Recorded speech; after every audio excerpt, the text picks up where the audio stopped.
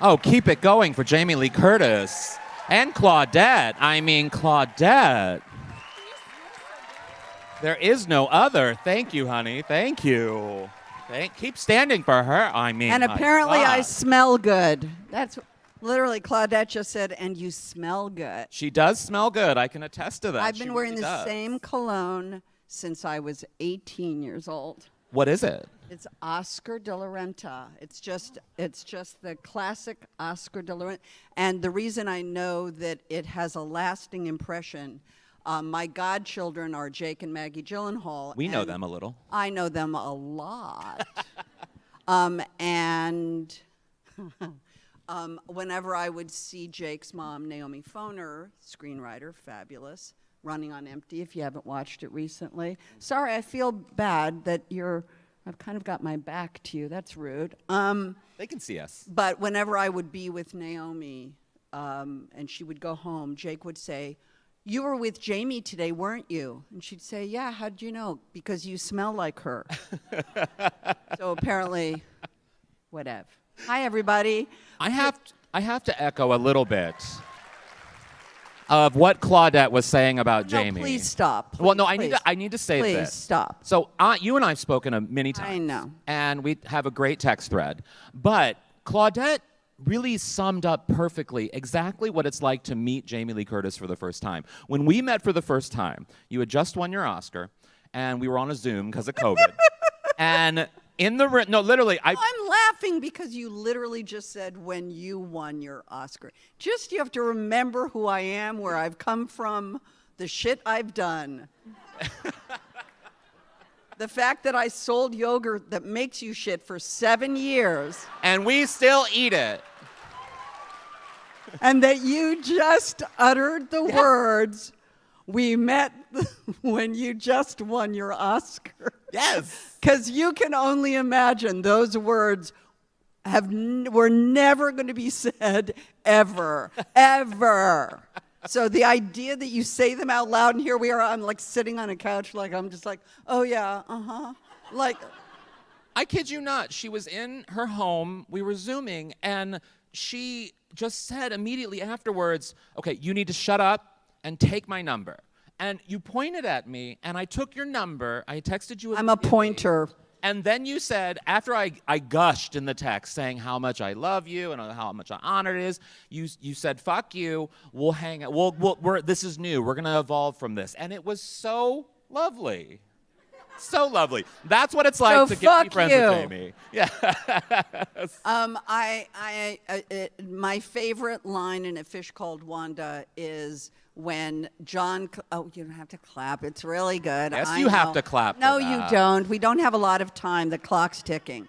My favorite line is when John Cleese looks at Kevin Kline and goes, "Oh, you're a true vulgarian, aren't you?" And Kevin looks at him and goes, "No, you're the vulgarian, you fuck." It may actually need to go on my tombstone. Anyway.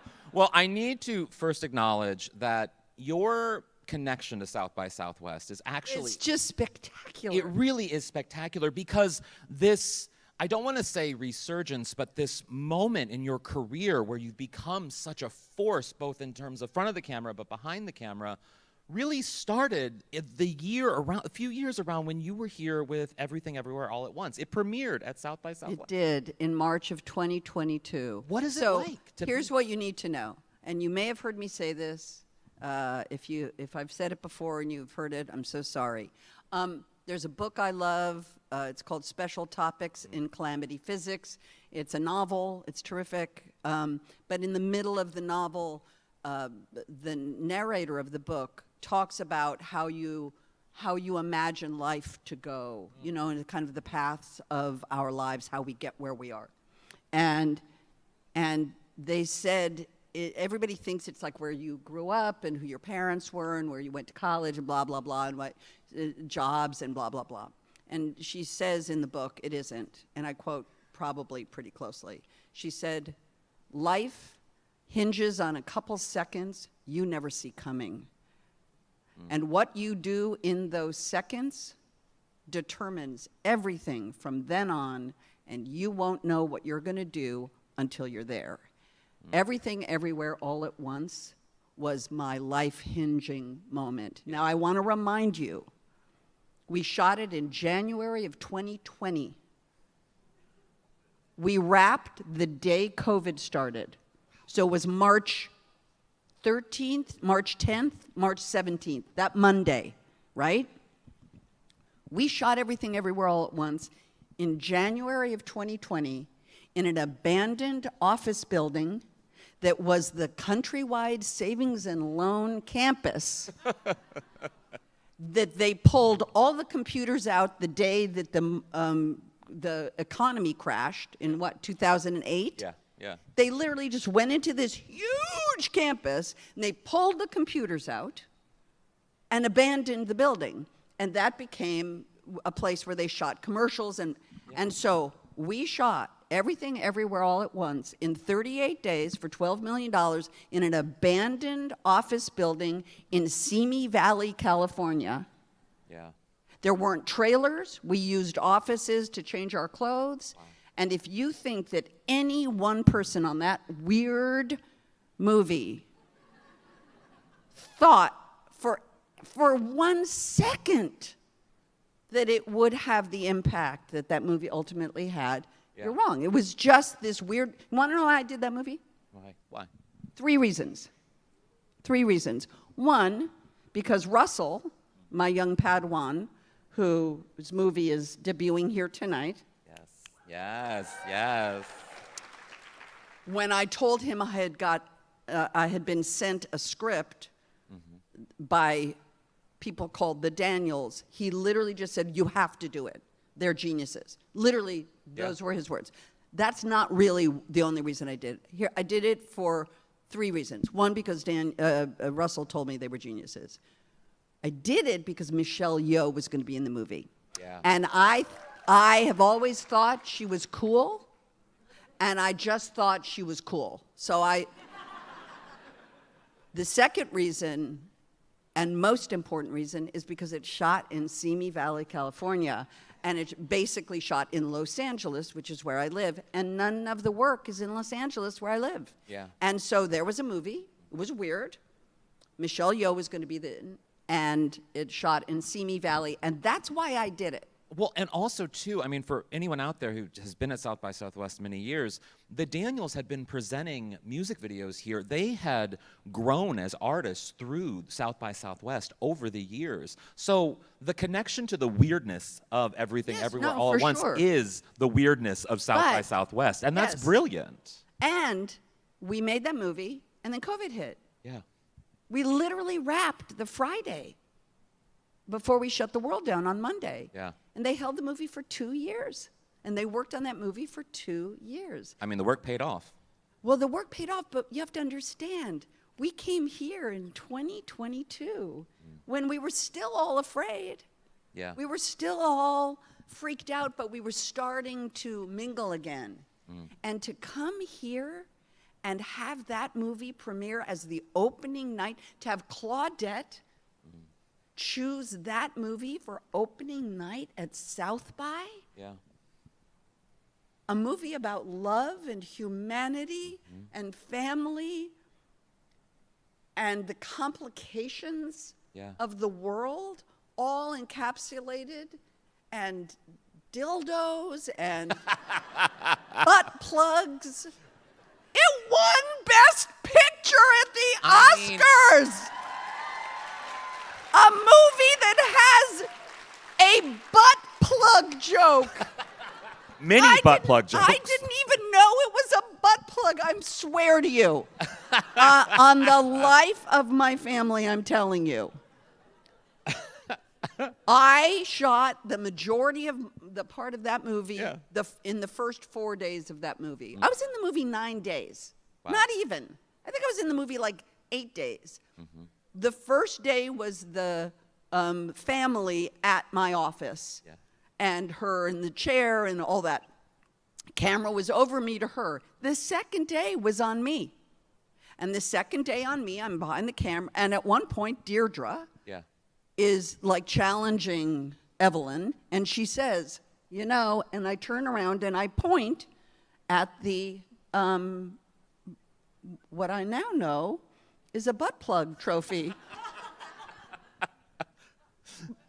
But I'm telling you right now, I did not know. Now Because you know what? There were a lot of words and there was a lot of stuff going on and I had a lot of work to do. So I wasn't paying attention. To the and butt plug. I literally turned around and pointed to that and said, you don't get one of these unless you've seen a lot of bullshit. And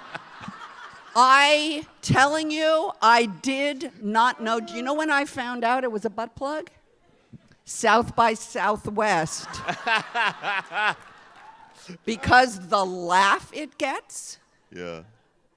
the roar of laughter when Deirdre turns around and points to that, Yeah. is when I learned. I was like, why is that funny? I don't think you're the first person to learn about butt plugs at South by Southwest. I think it's weird enough. I think they've been here before. I'm just telling you. Yeah. It was a miracle. Yeah. That movie is a miracle. That movie is a miracle Yeah. of filmmaking. Yeah. Do you know? I'm sure you're all film people. You love movies. We love movies. My Yeah. God, we love movies. The special effects people in that movie, The mic. Yeah. higher. The guy gave me a whole lecture. I heard it. I was like, she needs. He was like, not here, not here, here. Okay, you lied. Wow.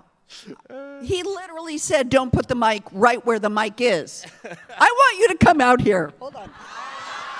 Oh no! This is what it's like to hang out with Jamie Lee Curtis, by the way. This is what happens when you're with Jamie. You never know. Here we go. Give a round of applause. Hi. Freeman, our mic expert. You told me not to have my mic here. Am I correct? Please tell everybody how you described where the mic should be.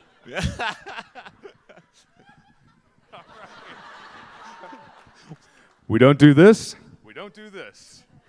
We do this about like a broadcaster. Give it up for Freeman.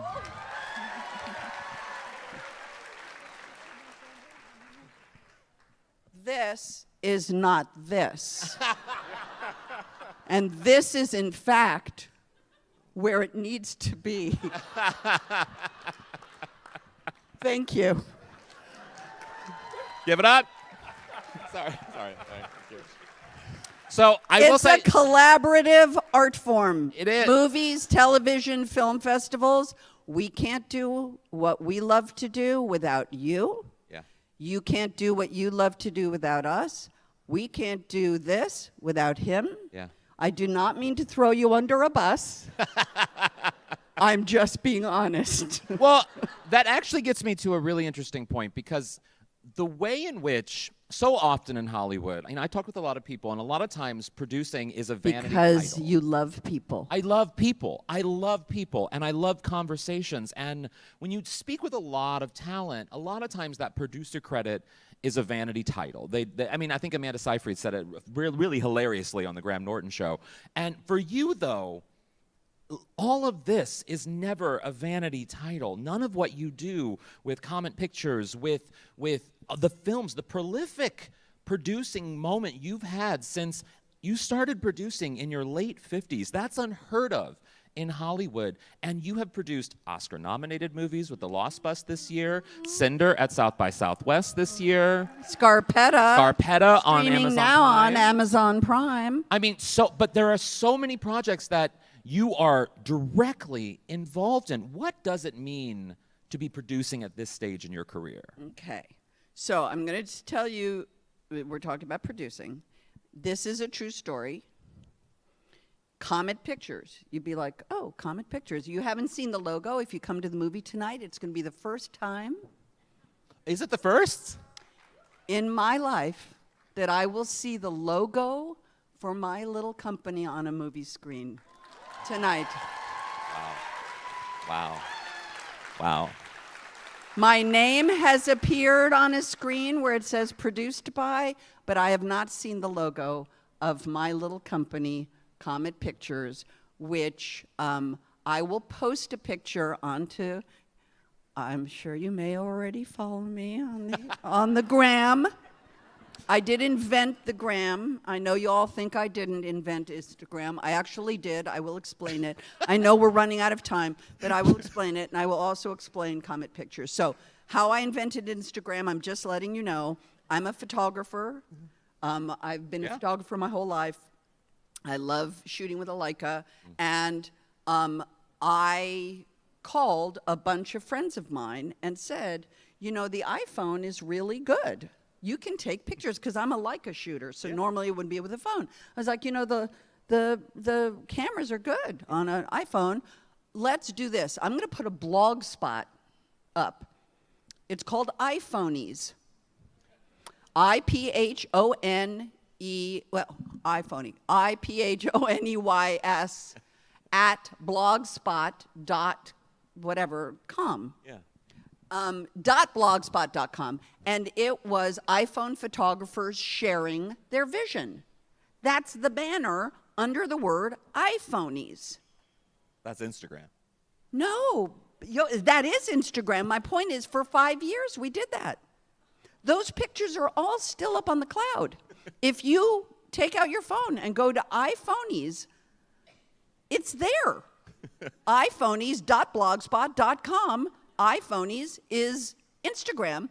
It was 5 years before Instagram, and then all of a sudden Instagram showed up. So all I'm saying, with no stock options, is anyway. You could have been producing earlier. If So I have wanted to be a producer my whole life. I've always taken an interest in projects. I've read books and been like, ooh, that'd be the thing, blah, blah, blah.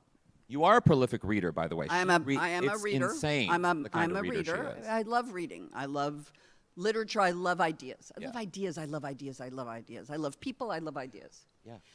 And I was sitting in the trailer during True Lies. So again, you don't have to applaud because it's a great movie. Go ahead. I'm only cueing you too because you were going to anyway, and it'll ruin the story. The water and the vase and the changing scene, my God, that's lives not rent free. It's so good. It's so good. Anyway, it's a great movie. It's a great movie. It's hilarious. It's funny. And by the way, it's really funny. Yeah. And Jim Cameron wrote it. Wow. That shouldn't have gotten a laugh. Well, no, the second laugh is correct because Yeah. Jim is not known for being funny. That's true. He's known for, he can do any job on any movie, anywhere. Yeah. The only thing he can't do is act. Wow. That's why he loves actors. Because he could do any technical job and does. Yeah. Anyway, we were shooting True Lies, and one day at lunch, Arnold, my trailer was opposite his, door was always open. Yeah. Jamie Lee, come in, have some muesli. And I sat there in a chair, and he had a basket of catalogs, of Christie's catalogs, which is an auction house, next to him. And so I was like, oh, okay. And I was just sitting there having some muesli. And I opened a catalog, and I was looking through it, and there was a Art Deco sculpture, so that kind of classic Art Deco style, of a comet, a woman, on this thing. And I said out loud to Arnold Schwarzenegger, you know, when I start my production company, I'm going to call it Comet Pictures, and I'm going to use that as the logo. Wow. Swear, again, that's how my life works. That's the hinge moment, right? Life hinging. I didn't know I was going to be a producer. That's what I said. And it's not the logo for my company, but I did name my company Comet Pictures. The logo for my company, which you will see tonight at Sender, is a picture of my youngest child, my daughter Ruby. When Ruby was little, one night she walked outside, and it was a full moon, and she pointed up at the sky and said something sweet. And I took a photograph from behind her, and that became the logo for Comet Pictures, is a child pointing up, and then there's a comet. Anyway. What's so amazing, yes, please. Sweet. What's so amazing about your producing and how you exist in the world is you have this curiosity, you have this, but you also are self-aware of the people, your fans and other people, your colleagues. In your Oscar speech, you said that the people who came to your genre films are just as much a reason for them winning an Oscar too, that with you that night. You share so much. And that, I think, makes a great producer, because the curiosity behind people and stories and what you're trying to do and tell and the connections you're trying to make. How do you feel just hearing people's stories impacts the stories that you want to tell on screen now? You know, it's interesting. I've been a little confused, and I'm the first to say it. And Jason Blum actually has been my partner. So, by the way, the only reason I am sitting in this chair today is because of Jason Blum. Yeah. Honestly, Jason Blum, who runs Blumhouse, yes, was the one who brought back the Halloween movies. Yeah. So Jason Blum, by the way, wrote David Gordon Green. I'm sure has been here many times. Fabulous filmmaker. He wrote an email to David Gordon Green. The subject line of the email was moonshot. And the body of the email said, Halloween, ? Full creative control. Ooh. Carpenter will do the music. And I know this because when Halloween came out, I went back to David's assistant and got the email and printed it and framed it for both Jason and David Gordon Green as a congratulatory gift to remind them how it began. It began with Jason Blum understanding that David Gordon Green would have an interesting take on. So the reason I am here is because they didn't tell me it was a trilogy. I'm not sure I would have done it if they had told me it was a trilogy. You don't think so? I don't. I really don't. I know, I'm not joking. Yeah. I thought that was done. I really didn't think, if they had come to me and said it's going to be a trilogy, I don't think I would have said yes. But there is some poetry in that the film that has started this prolific producing moment in your career that led, I would argue, even to Everything Everywhere, and the decisions you're making came from a project that started your career. Oh, no question. Yeah. Oh, I agree with you 100%. 100%. What I'm saying is, I don't think I would have said yes to a trilogy. Yeah. Also, Jason Blum is notoriously cheap. And by the way, how do you make low-budget movies?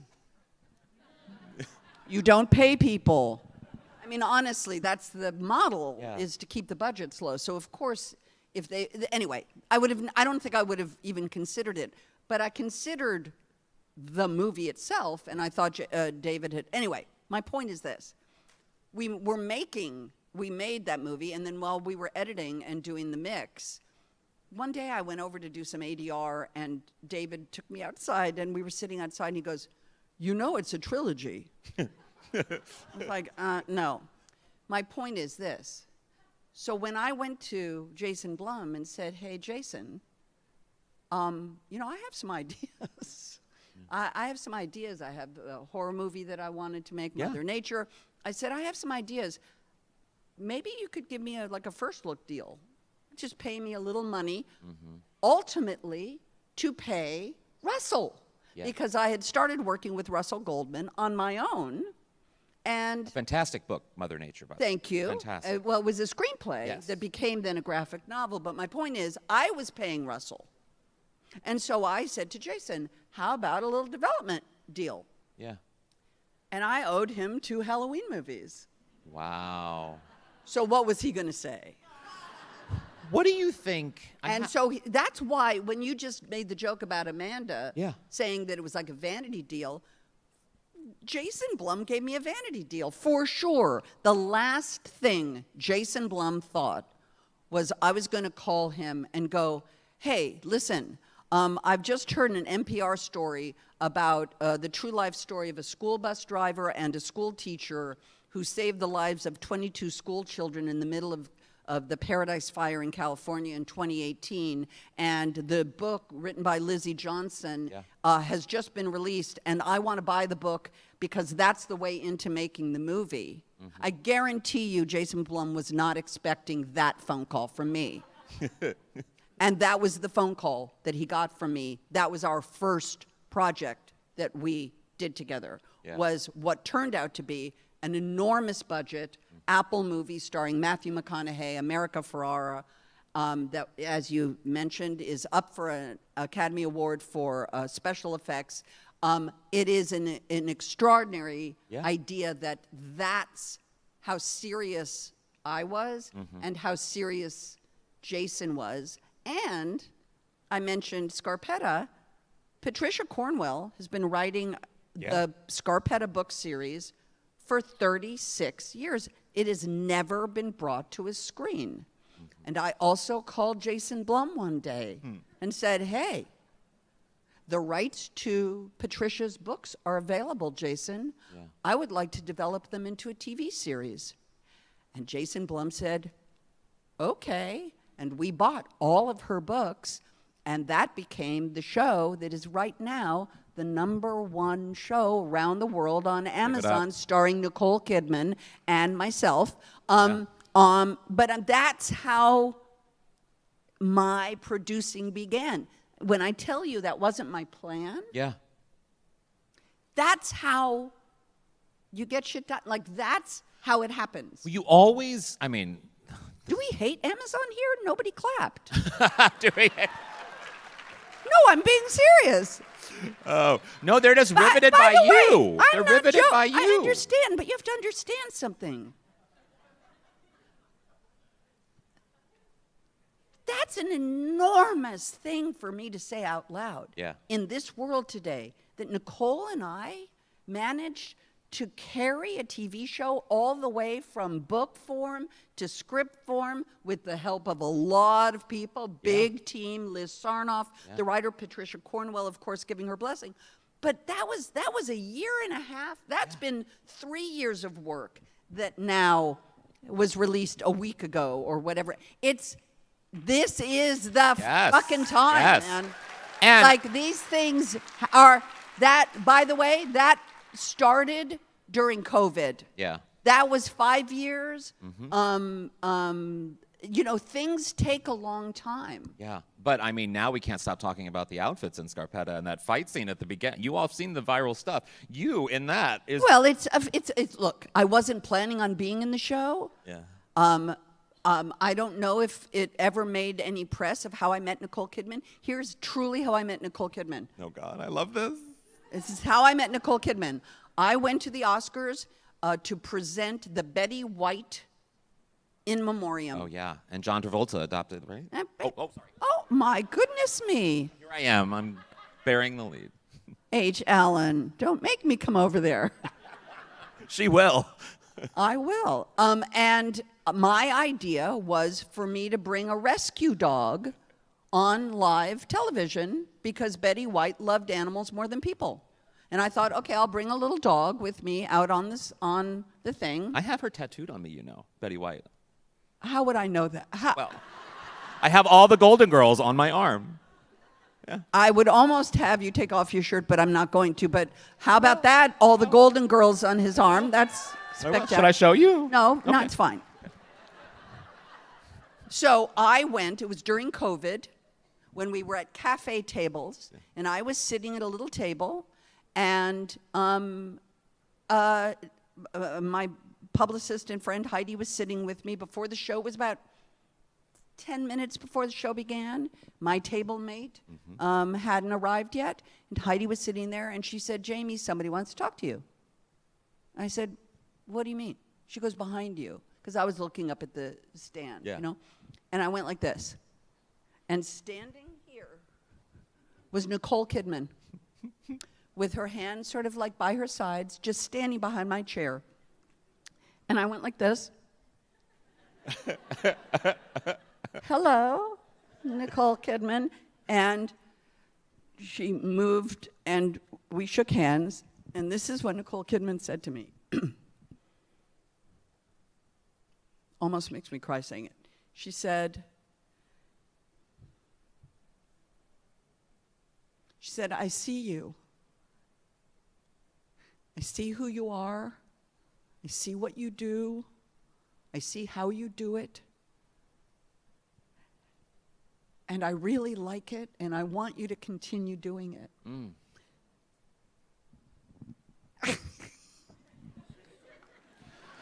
Oh, God. Heartbreak feels good in a place like this. Wow, And then I looked at her and was like, you're good too.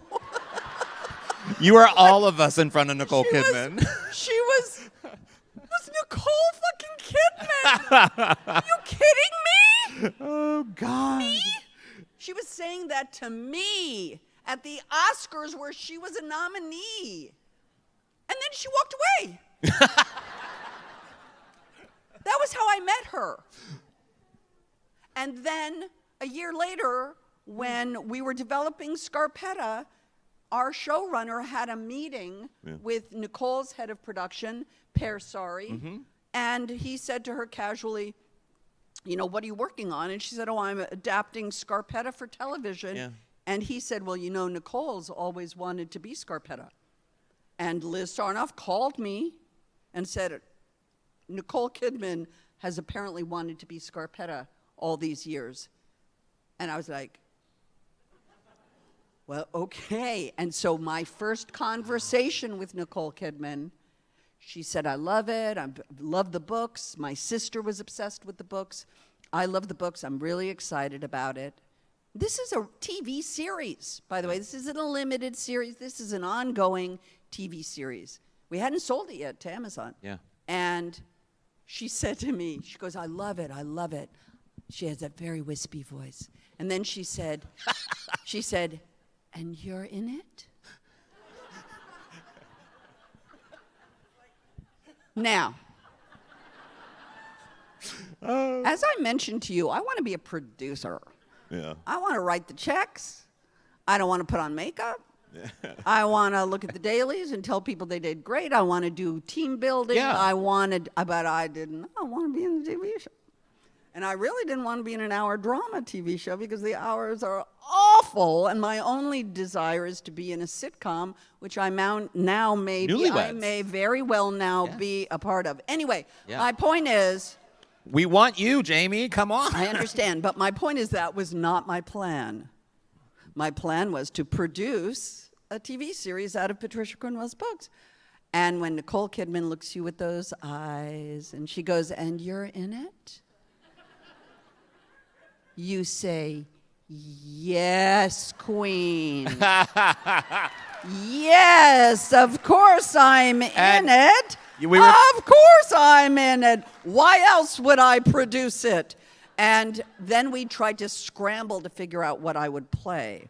And there aren't a lot of women in the Patricia Corn, you know, because Kay Scarpetta is the lone woman. The whole thing about Kay Scarpetta was she was the first ever female medical examiner, and so there aren't a lot of women.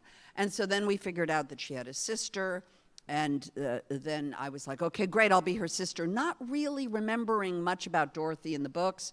Well, of course, it turns out Dorothy is quite a man-eater. Oh, she's a lot. You brought out the push-up. A lot.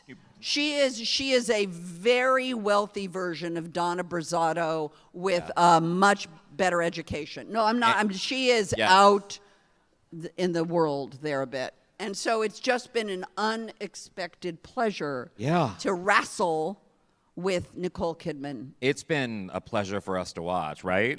Yeah. Well, I don't think any of these people. I watched on a plane, and I had to cover the screen. It's fabulous. If you're into any sort of murder and mayhem and dysfunctional families, I think you will enjoy it. And by the way, Simon Baker, Bobby Cannavale, Ariana DeBose, and those are the older actors, and then there's a whole cast of young'uns who play us all 30 years ago. It's fantastic. Thank you. Fantastic. I think so too. You don't have to clap. I do. You do have to clap. I do want to ask you, though. By the way, this side is very nice. This side, right here. I think it's because my back is to you, and I feel like I'm. Oh, they're there. They're there. I'm very sorry. They're there. You know what I'm going to do? I'm going rogue. We're switching places. Oh, we are. Okay. Here we go. I apologize now. Here we go. Now. And this is the Golden Girls side, so you get this side. Yes. Now, I'm Okay. I'm not abandoning you. You've been lovely. I've had a very good time. But I'm I've gone rogue. And that is what it's like to be friends with Jamie Lee Curtis. That's what it means being the boss. Is So- you can like rearrange the chairs. I do need to ask you though, like What? you had brought up some of your producing with Halloween and not knowing it was a trilogy, and I do think in the past really 10 years, horror films, with the Academy Awards being tomorrow, have become more legitimate in the eyes of the Academy in a lot of ways, particularly with Sinners being up for 6 Sinners, come on! Sinners.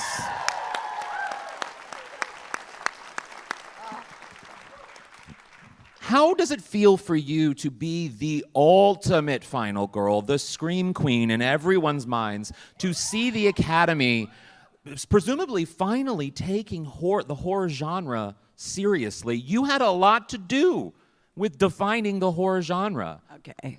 You know what? This is an area that isn't my expertise. I'm going to be honest with you because I don't really love it. And you Yeah. can leave the room. It's fine. I'm fine.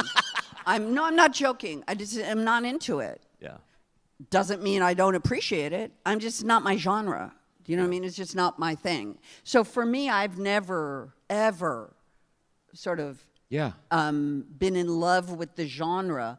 I'm in love with the independent filmmaking aspect of the genre. Yeah. So, for instance, Cinder, the movie that Yes. is premiering tonight, was shot in 17 days. Halloween was shot in 17 days in 1978. Yeah. I'm interested in film making. The fact that it's a genre that now is getting more understanding and appreciation, of course, I'm happy.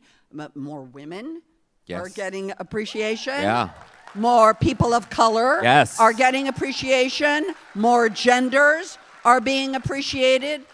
Diversity, inclusivity, the words that Donald Trump is trying to like erase from our language, which is an abomination, Yeah. Yeah. is fantastic. And the fact that the Academy is moving along with that and changing and growing like any good institution should, like our Constitution should. It was designed to be amended. It was not designed to be a rigid binary idea. It was designed to grow and flow as people grew and flowed. Yeah. But we've become binary in our ideas, and the interpretation of that binary is what has gotten us into another war. I mean, it's just awful. So, because of that, the genre aspect I appreciate, and I owe my life to the genre. But I don't have to pretend to you that I'm a genre girl and that I love it. I just don't. I don't. But I frickin' loved Sinners. Here's why I want to tell you something. I want to tell you this. Sinners was so good. I've been trying to be a producer for a long time. I want to tell stories. I believe in them. I tried as you know, I've tried for 12 years. I owned the rights to a book called Out at Home, which was the true story of Glenn Burke, who was a black closeted gay baseball player who on October 2nd, 1977, at Dodger Stadium threw up the first high five ever given. And he then was kicked out of baseball for being gay, and he ended up dying of AIDS in the 90s. And I, for 12 years, tried to tell that story of this man's life and how the high five was born out of his repression as a gay man, and that exuberant moment when Dusty Baker hit his 30th home run that put him in a club with 3 other Los Angeles Dodgers who also had 30 home runs. The only time in Major League Baseball history ever it happened. Last regular game of the regular season, home game at Dodger Stadium, and the guy that was on deck was this rookie, black, huge, gorgeous man, fantastic athlete named Glenn Burke, and he was on deck. And when Dusty Baker rounded third, Glenn Burke threw his hand up in the air and met Dusty's, and that was the first high five ever recorded. And I wanted to tell that story for 12 years. And the reason I'm telling you that story is when I saw Fruitvale Station. Yes. There. I called Ryan Coogler, and he was 12. Yeah. But when you're Jamie Lee Curtis, you do No, it. but I wasn't. But Jamie Lee Curtis as a producer of a story about a closeted black gay baseball. I mean, come on. Yeah. I mean, I'm good, but I'm not that good. My point is, it shouldn't have been my story to Yes, tell. Like, yeah. why would Jamie Lee Curtis? I had no producing credits. I had no cred. When I wrote they said, "Will you come and do this today?" I'm here as a producer. I'm here to support Russell tonight. It's not about me. I'm in the movie for 5 minutes because I produced the movie, and it's okay, Russell, I'll be in the movie. You know what I mean? Yeah. I'm telling you this story because I've wanted to do this. Yeah. I had no cred at all. So when they asked me to write a thing, like, what are you going to do? I was like, manifesting. Yeah. I manifest. Yeah. Like, how else the fuck am I here? Yeah. How else do I have comet pictures from a picture of my daughter? I manifest. I heard a story on the radio. I called Jason Blum and told him the story about the lost bus. Yeah. Patricia Cornwell I had met at a conference. Mm-hmm. I called her and said, "What's up with your scarpetta?" Like, I manifest. Yeah. So the point is, I called Ryan Coogler as Jamie Lee Curtis, actress from horror movies, is probably, and we had a fantastic interchange. Yeah. But of course, he was wanting to do some other work. But because, by the way, Glenn Burke was from Oakland. Yeah. So I thought, oh, well, this is perfect. Yeah. Right? Yeah. I thought he would be a great filmmaker to tell that story. I'm interested in filmmakers. That was when he was a puppy. Yeah. And now he's a freaking boss. The most Oscar-nominated film in history. The biggest boss there is. Yeah. Yeah. But, like, I'm letting you know, I am not a star fucker. I could give it, I'm not, and I mean that. She isn't. I'm telling you. I cold called his agent. Yeah. After I saw Fruitvale Station because of the filmmaking. He was just this kid. Yeah. That's my point. I'm not in this for You're for the story. Fancy part. I'm in it for storytelling and the most important, the thing that makes me cry the most is the people. That we're here together. You people love movies. I love movies. I'm up here. You could be sitting here, but the point is, that's the only point. Yeah. I can't do what I do without you. You can't enjoy what I do without me. I can't speak into the microphone correctly without him. We're in it together. I can't have this. I'm not a stand-up comedian. I'm not coming out here going like, hey, tip your waitress. You know. Yeah, yeah. We're in a communication. Yeah. We're in a guided meditation, if you will. But we need each other. Yeah. And we're in a society that's telling us we don't need each other. We're in a society that's telling us that we can rely on technology. And I won't embarrass you, but raise your hand. No, don't raise your hand. Raise your pinky. If you've had an interaction with an AI that feels real to you, and you've made a relationship with an AI, they're not real. They don't care about you. They don't care. They never will care about you, ever. Yeah. They will not cry when you die. I'm going to tell you something. I used to give speeches. Duh. Yeah, I mean. No, but I mean, I used to do like speeches and oh fuck, I mean, we're just going to go there. Sorry. Go there, honey. And the speech I used to give when I would go out for paid speeches, by the way, these people would pay me. Groups of people, women, a lot of women's groups would, bring me in as a paid speaker. And my speech was called Live Wisely, Love Well. And the reason I made my speech that is because I'm not a religious person, but I believe in God. I'm sober a long time. I have a deep connection to something bigger than me. Have to, because that's part of the whole plan. Yeah. And I almost met Princess Diana. I was shooting that piece of shit, Fish Called Wanda 2. We were on the back lot. It was awful. We all did it for money. And And we were on the back lot, and she was going to come visit, and then we were out there for a long time, and then finally they took a break. I took a potty break, a golf cart back to the thing. I was in the trailer peeing, not pooping, no Activia jokes, thank you. and you know, my driver said, "Hey, Jamie, she's here." And I was like, "Well, okay," you know, thing. And I got back in the golf cart, and by the time I got there, she was walking away with her kids. Mm-hmm. And I missed my opportunity to meet her. And I really admired her. I thought she was a fantastic humanitarian, a fantastic woman. And so I did what all of us would do, is I wrote her a letter on stationery, sent it to Kensington Palace, had it delivered. And she wrote me back the next day, said, "Of course, you know, sorry, I missed you too. And of course, I've been there, nature has called." You know, it was lovely. Yeah. And she admired me, and I admired her, and we were look forward to meeting you, you know. And then she died a year later, whatever, you know, I went back. And the day she died, I say the day she was murdered because she was chased to death. Yes. And there was a book next to my bed that I used to keep next to my bed, so if you came over, you thought I was smart. How many, raise your hand if you put a book next to your bed so that if somebody comes in your house, they think you're smart. Really? I mean, bullshit. John Waters said, all the people in the back who are like not raising your hand, I don't believe you.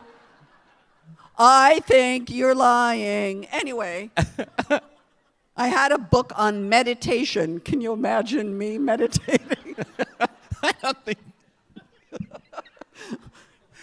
And I opened, so I heard that she had, you know, I watched the TV for a minute. Yeah. And then that awful moment when the person in front of the palace came out with his voice quavering. Yeah. And he announced that Her Royal Highness had died of her injuries.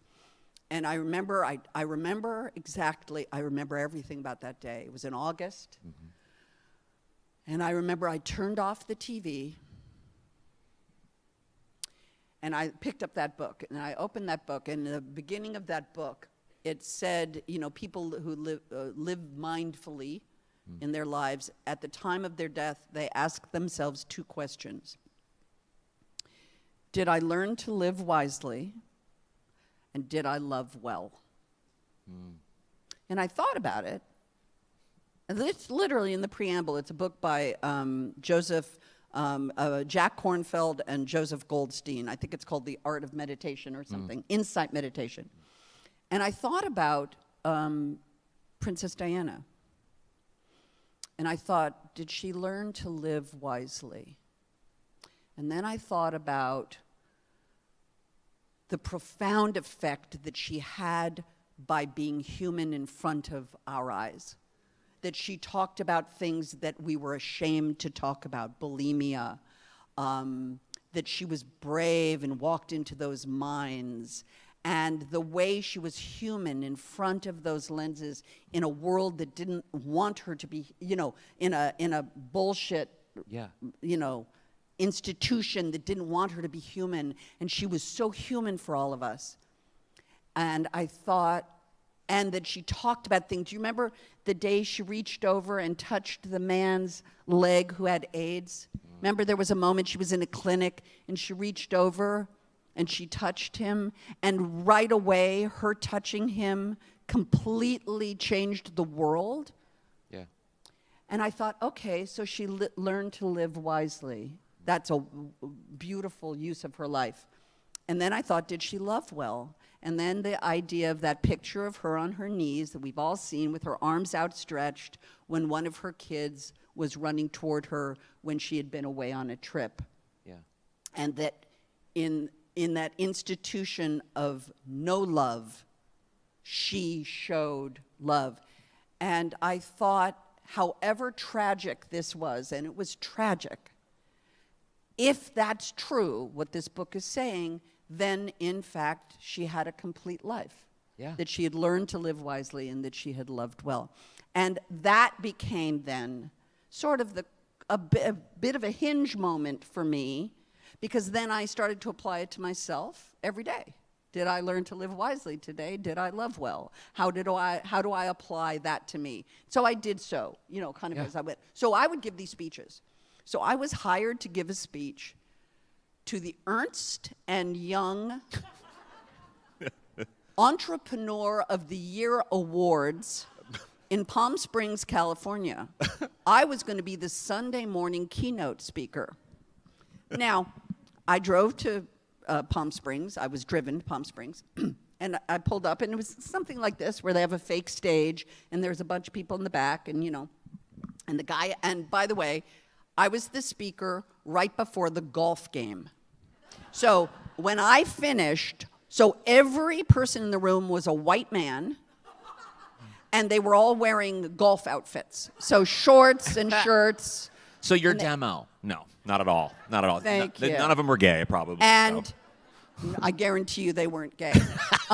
So, they were in this auditorium, and some guy was talking before me about business, and they were into it because they were clapping and everything. And then I was introduced, I was given an introduction, blah, blah, blah. And then I walked out, me, Jamie, me, this girl, the one who rearranged and who called up, like this girl. I walked out onto that stage, and I stood there with a mic. They handed me a mic, and now I'm supposed to give my speech about live wisely, love well.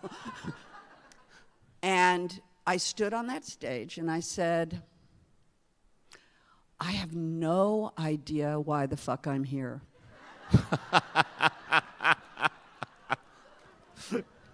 Not a clue is entering my head.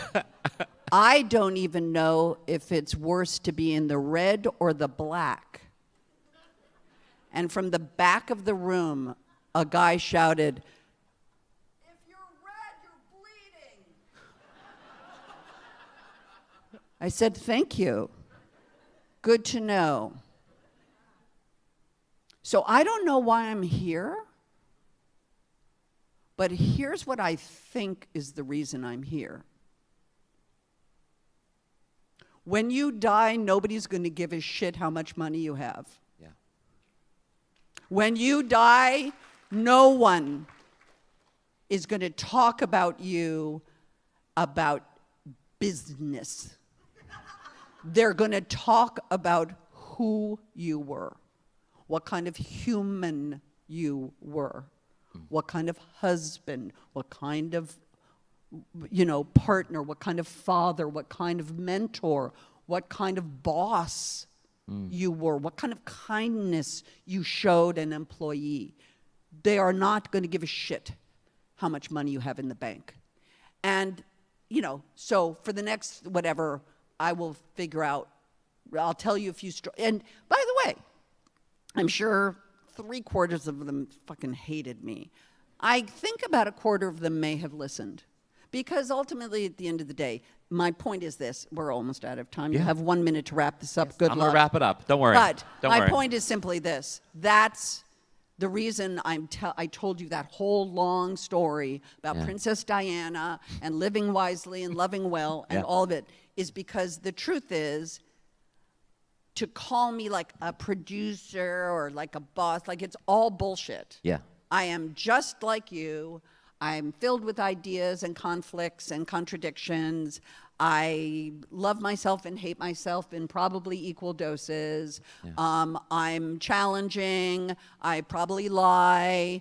I may say one thing to you and mean something else to someone else. I try, because I'm sober, not to talk shit about people very often. Mm-hmm. My point is we're human. And the whole thing of like, hey, Jamie, will you give a talk at this thing? I was like, it's only about manifesting your destiny. And the truth is, each one of you, inside you, has the ability to manifest your destiny. I am telling you from experience, because remember, I was just a young actress who'd been fired from a contract at Universal Studios and thought I was going to have to go back to college. Yeah.